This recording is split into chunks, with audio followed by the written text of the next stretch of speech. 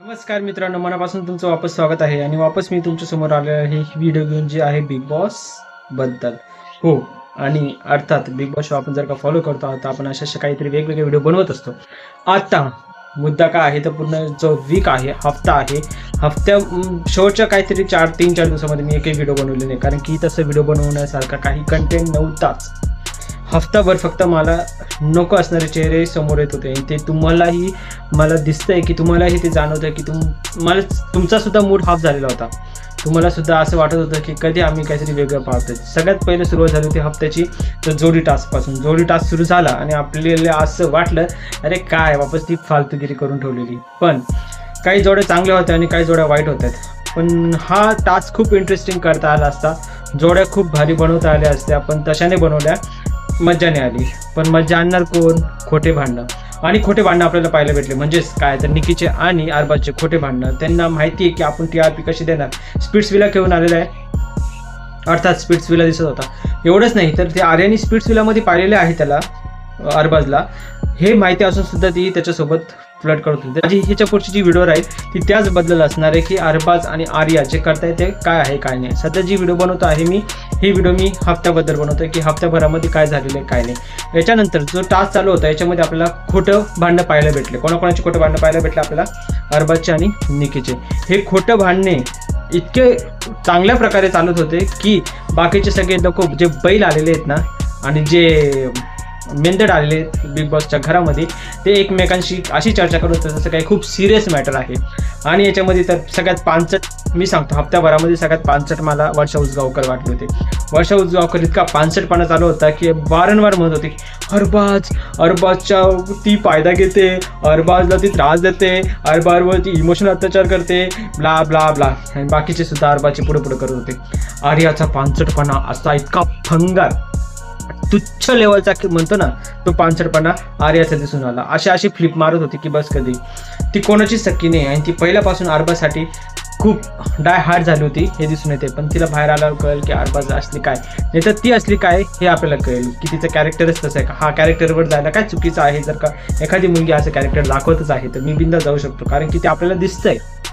जर का तिला माहिती, तिने आत्ता सांगितलं, रितेश देशमुख जेव्हा विचारत होते की तू स्पिट्सविला पाहिलं आहे हे डिस्कस झालं होतं. आणि जेव्हा स्पिट्सविलाबद्दल डिस्कस झालं होतं ती बोलली होती की मी अरबाजचे पूर्ण स्पिट्सविला शोमध्ये पाहिलं आहे.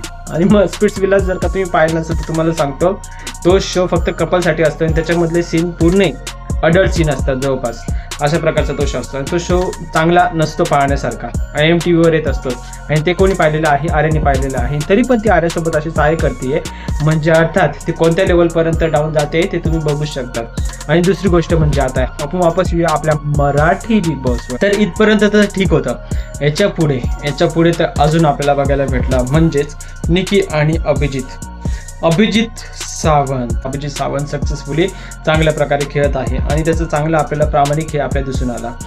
इथे बाकीचं अंकिता आणि जी बी टीम तुटल्यासारखी दिसत होती. आणि ते आपल्याला वीकेंड वारवर कोण बोलले तर रितेश देशमुख हे बोलले. पण ॲट दी एंड जो आपण म्हणतो की रितेश देशमुख यांचा भाऊचा धक्का असतो, तो भाऊचा धक्का बरेचशा लोकांना नाही आवडला, अर्थात मला सुद्धा नाही आवडला. कारण की खूप सारं होतं बोलण्यासारखं आणि ते बोललं नाही गेलं. हां, मला फक्त एक पॉईंट आवडला, तो म्हणजे अरबाजची पोल खोल केली, थोडीशी केली, जास्त नाही केली. बाय द वे अरबाजची जी पोल मी आधीच खोलली होती त्याबद्दलची व्हिडिओ मी तुम्हाला इथे पाठवतोय. तो कहा था, मी तर बोललो होतो ना निकीचे आणि अरबाजचे नाटके आहेत. मागच्या व्हिडिओ बघा, मी तुम्हाला आधीच बोललेलो आहे. मी तुम्हाला या व्हिडिओमध्ये खाली तुम्हाला ती व्हिडिओचा लिंक पण शेअर असेल की निकी अरबाजशी भांडेल, वैभवशी भांडेल, जान्हवीशी भांडेल. का? कारण की त्यांचे लफड्याचे कपडे दाखवूनच ते शो मध्ये पुढे जाणार आहे. हेच चालू राहणार आहे. रात आली तर आठवण आली, दिवस आला तर आठवण गेली. रात में नजदीक आने की इनको तो आदत है ना. आया समझ में कुछ? अरे नाही समजलं तर एक काम करा, तुम्ही बोलविटा जाणे तर पोग बघा. जर का समजलं असेल तर एक लाईक ठोका आणि सबस्क्राईब चॅनल करायचं विसरू नका. आणि हे मराठीमध्ये तुम्ही हेच आहे बघताय, तुम्हाला तर सल्यूट आहे. आणि मी हे आधीच सांगितलं होतं की अरबाज हा खोटाडा आहे आणि निकी ही खोटाडे आहे. हा फिक्स गेम होता, ही फिक्स पॉलिटिक्स होती आणि ही फिक्स पॉलिटिक्स आणि फिक्स जसं स्क्रिप्टेड एखादं काही सीन केले जातं ना क्रिएट, तशा प्रकारे केले जात होते.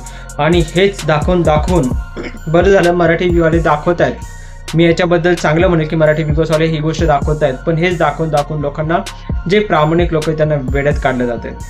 आता लवकरात लवकर यांना बाहेर काढावं लागेल, पण जर का यांना बाहेर काढलं तर शो कोण चालवेल त्याच्यासाठी पण, कारण की बाकीचे हे आहेत ना, तुम्ही बघितलं असेल अभिजित आणि निकी खेळत होते तर बाकीचे सगळे त्यांच्या मागच पळत होते, त्यांच्याशिवाय त्यांचा गेमच चालत नव्हता.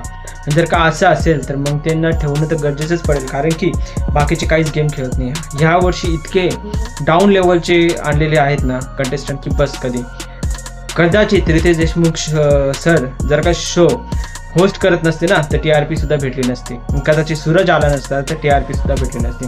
आता मला जास्त बोलायचं आहे तर सूरजबद्दल. आजचं जेव्हा रविवारच्या दिवशी एक महा एपिसोड असतो बिग बॉसचा आणि पूर्ण हप्त्यामधले काहीतरी ठराविक सीन दाखवले जातात, त्याच्यामध्ये सूरजचे इतके छान सीन दाखवले होते आणि सूरजबद्दल खूप व्हिडिओज आपण पाहिलेले आहेत. मग हे जे एपिसोडमध्ये आहे ते आपल्याला दाखवलं जात नाही.